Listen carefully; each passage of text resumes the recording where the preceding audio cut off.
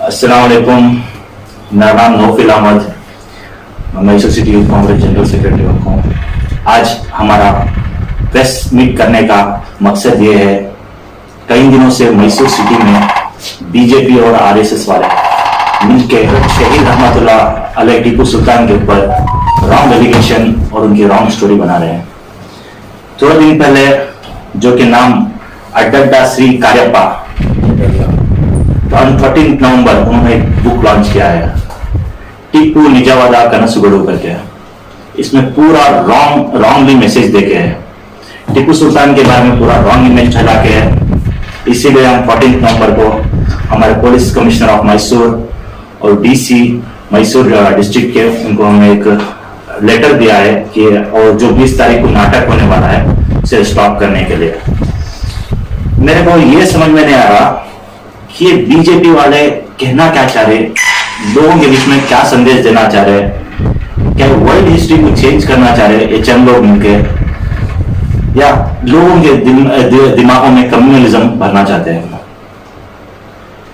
ये अड्डा जो है ना, is not a historian, is from RSS background.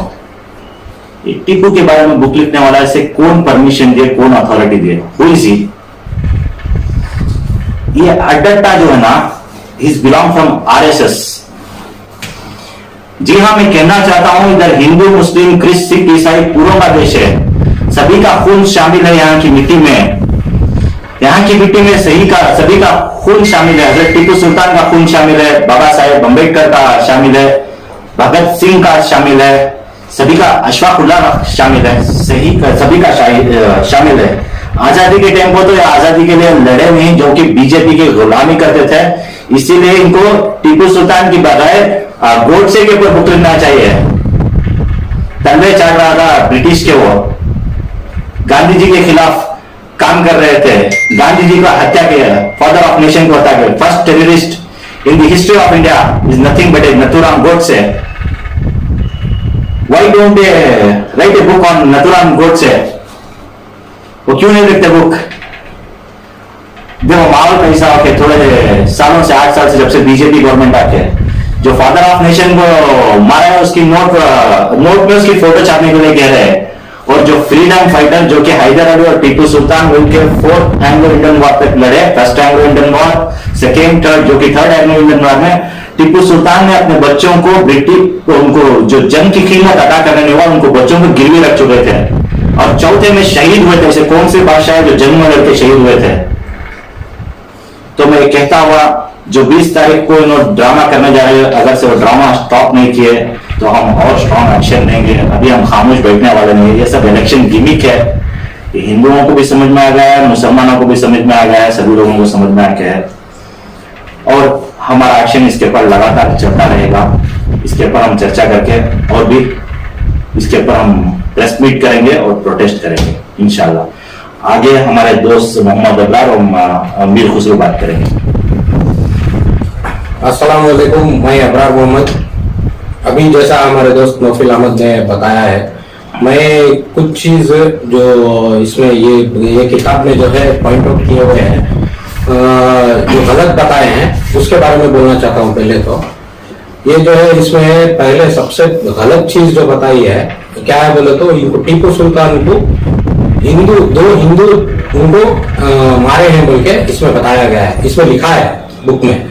लेकिन जहां के आप हिस्टोरी देखने गए तो हुसैन किरमानी जो टीपू सुल्तान के टाइम में हिस्टोरियन थे, वो जो बताए हैं और उनके हिसाब से जो है वो हिस्ट्री को हमको मानना है, या फिर ये अड्डा जो आजकल का ये आरएसएस का जो आदमी है इसको हमको मानना है, ये देखना पड़ेगा। इसमें जो है लिखा हुआ है, और यहाँ तक कि ब्रिटिश खुद एक उनकी हिस्टोरी में जो लिखा हुआ है उसमें ये बताते हैं कि जैसे उनको पता चला कि टीपू सुल्तान शहीद हो गए तो उन्होंने वर्ड्स में बताया था कि ये आज हिंदुस्तान हमें मिल गया बोल के। तो इतना डर खौफ टीपू सुल्तान का उनको था। और दूसरी बात क्या है बोले तो इसमें जो है हैदर अली के बीवी जो फातिमा थे, वो जो है जब हैदर अली का इंतकाल हो गया था उस टाइम में वो उनके ख्वाब में आके फातिमा जी को बोले थे कि ऐसा टीपू सुल्तान हिंदू विरोधी हो गए हैं, बहुत सारे इनको मार रहे हैं, हिंदू को मार रहे हैं, टेम्पल्स को तोड़ रहे हैं, आप जाके उनको समझाओ बोल के बोलने का ऐसा कुछ जिक्र हुआ है इस बुक में। मेरा सवाल ये है कि जब ये जिक्र हो रहा था तो अड्डा कार्यप्पा कहाँ था? क्या फातिमा जी के उनके ख्वाब में था? और दूसरी बात जो है, ऐसे ही एक और जो बात बोली है इसमें जो है ये भी लिखा है कि ये हिंदू विरोधी थे। अभी हिंदू विरोधी और ये पूरे सब लोगों को मुसलमान बनाने वाले अगर होते तो इनकी खुद की मिनिस्ट्री में 6 से 7 जो है वो हिंदूज ही थे, मिनिस्टर्स उनके हिंदूज ही थे। तो सबसे पहले तो उनको मुसलमान बनाना था, क्यों नहीं बनाए?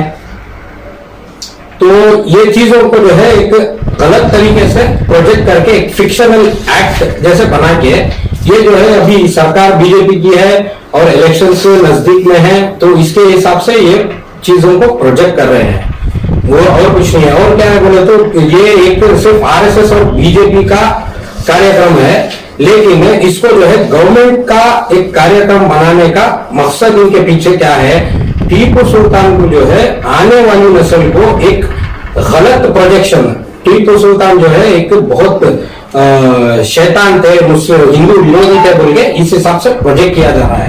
इनके इसके पीछे यही इनका एक ये है।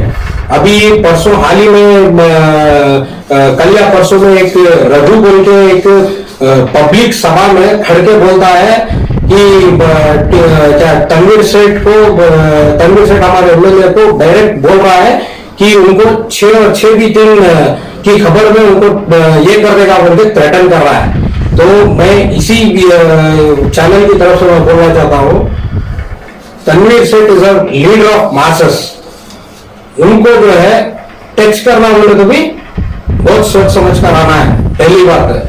दूसरी बात, ये सिर्फ एक मुसलमान एक तबके की बात नहीं है, इनको जो है ये सारे सेक्युलर माइंडेड पीपल और माइनॉरिटीज, बैकवर्ड क्लास, पूरे सब लोगों के लीडर है तनवीर सेठ। तनवीर सेठ के साथ हम खड़े हुए हैं, हम रहेंगे, वो आगे बढ़े, हम उनके साथ है। जो भी ये जो दिया गया है स्टेटमेंट, इसको जो है गवर्नमेंट सीरियस नोट पे लेके उसके ऊपर केस बुक करके उसको इमीडिएट अरेस्ट करना है। और इसकी जानिब से हम लोग जो है हमारे वालिद शौकत पाशा जो है वो एक कंप्लेंट भी बना रहे हैं, जो हम लोग जाके पुलिस स्टेशन में देने वाले हैं।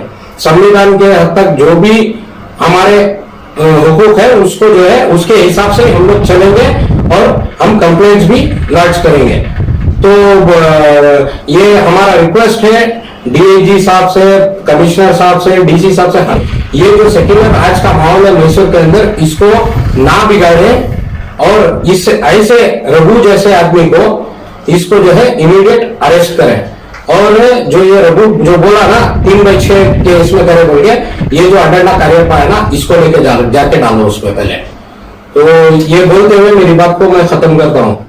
अस्सलाम वालेकुम, मेरा नाम मीर खुसरो को 20 तारीख को हम एक प्लान डिसाइड कर को ही सब हमें यूथ पूरे मिल को प्रोटेस्ट करना और को प्लान कर को ही उसके वास्ते अब 20 तारीख को सब हमें जम को उससे पहले बात भी हमें प्रोटेस्ट करती है। हमारी एक गुजारिश है, हम ना उसमें साथ दे को इस चीज को उस जल्द से जल्द रुकाने की कोशिश करना। शुक्रिया।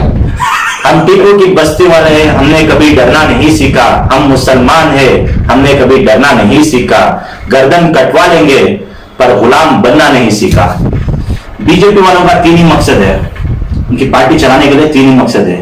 एक झूठ बोलो, वही झूठ को जोर जोर से बोलो, और तीसरी बात वही झूठ बार बार बोलो जब तक वो सच ना हो जाए। और मेलकोटे में, नंजनगुड़ में, श्रीरंगपटन में, श्रृंगेरी टेम्पल में, ये सब जो है ये टेम्पल्स को जो है बहुत सारे कंट्रीब्यूशंस दिए हैं टीपू सुल्तान। यहाँ तक कि आज उसका तुम्हारे को लाइव एग्जाम्पल है, श्रृंगेरी मठ में आज भी टीपू के नाम से एक आरती होती है, टीपू आरती बोल के जिसको बोलते हैं।